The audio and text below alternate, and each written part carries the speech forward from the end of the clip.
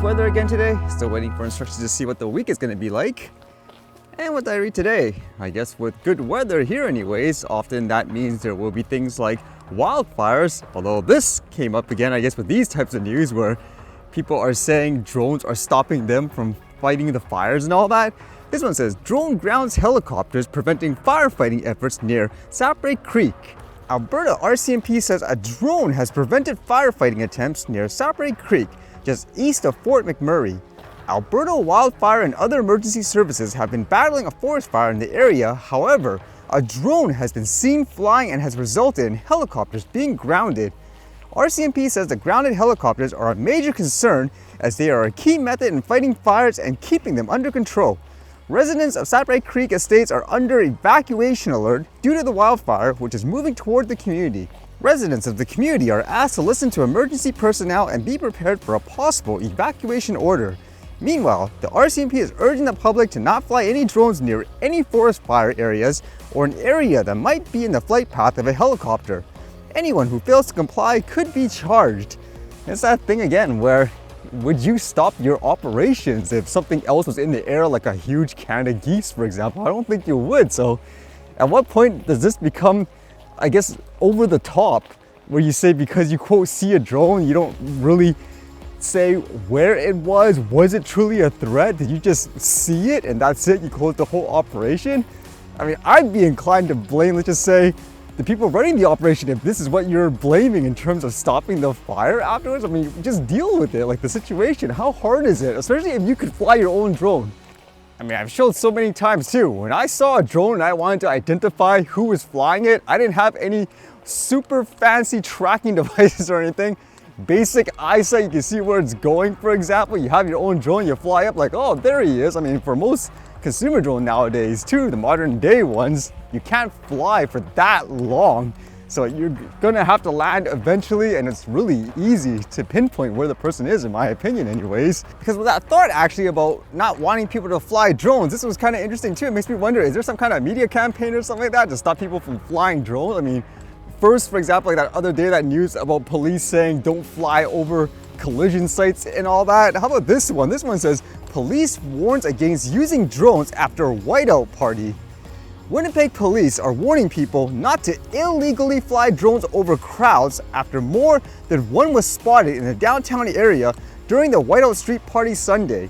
The operators of these drones were located, identified, and are being investigated. As a reminder, private drone use is prohibited over crowds and operators could face serious penalties, the Winnipeg Police Service said in a news release Monday.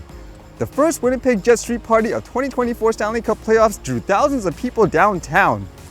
That in itself is really misleading about saying it's illegal to fly drones over crowds and all that. It depends what you're flying. For example, you're flying a micro drone, technically you could do it as long as there's no blanket ban on the airspace here.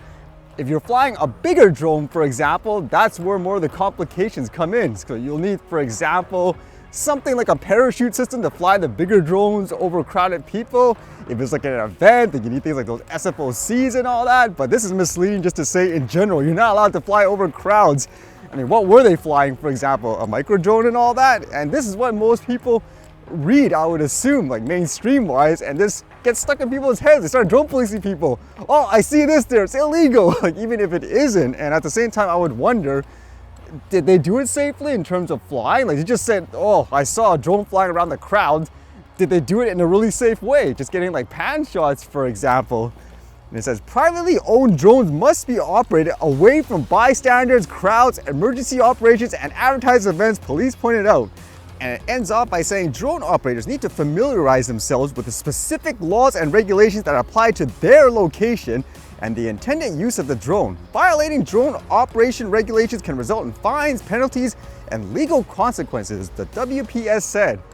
I think that's kind of ironic, telling people to familiarize themselves with specific laws, but based on this, with the way it's written and presented, it sounds like it's the other way around. And from my experience too, a lot of police officers and authority figures, for example, they have no clue what the laws are in Canada federally in terms of flying a drone and so forth. It's that mentality of, nope, blanket, it's illegal to fly here and there. You can't do this and that. It depends on what you're using and how. I think overall too, most people, they don't want the liability of, let's just say, hurting people, so they fly it in a safe way, or some of them just decide not to fly it at all, let's just say in these types of situations. I mean, you just need to find ways to deal with people who are, let's just say, purposely trying to hurt people and all that, but in this case, it doesn't sound like it anyways. And another bit of news that was going around a lot today, apparently there were protests in various university sites and so forth in the US. I believe it was over the Israel and Gaza war, for example, and because of these protests, schools were shut down, but at the same time, it's kind of like what I mentioned, depending on what side you're on, it can get really heated. And in this case anyways, from what I'm reading anyways, it sounds like it's students blocking out Jewish people. Like this says, what to know, Columbia University student protests against Israel-Gaza war continue. Columbia University has been thrust into turmoil in the last week, reeling from a congressional hearing on anti-Semitism with the president Namat Shafiq and NYPD's arrest of more than 100 protesters in support of the Palestinians on the university's lawn. Now, Columbia University's classes are being held remotely due to the ongoing protests, citing safety concerns and increased security on campus. Now, from what I've seen online too, some people have been arrested and then they started to, I guess, rally around public places, for example, just blocking the streets and all that. But what I found was kind of interesting is just seeing regular people's footages of what's going on, and some of them you can see people are just videotaping it. And I noticed this too many times when it comes to these protests, people don't want people to film the situation. I'd be wondering why not. I mean, if you're protesting, isn't the point of protesting to get your message out there, for example? Or at the same time, if someone's doing something bad, wouldn't you want to document it? But it seems like here, I don't know, something about this just doesn't seem right with the way people are so robotic, like with the instructions and stuff like that, telling people to move. But yeah, you can see what it was like from the perspective of some people on the ground. Attention, everyone. Can I get everyone to form a human chain right here, please? We have Zionists that have entered the camp. Mic check! Repeat after me. We have Zionists. Who have entered the camp. We are going to create a human chain. Where I am standing. So that they do not pass this point. And infringe upon our privacy. And try to disrupt our community. Excuse me, do you see what you guys are doing to us?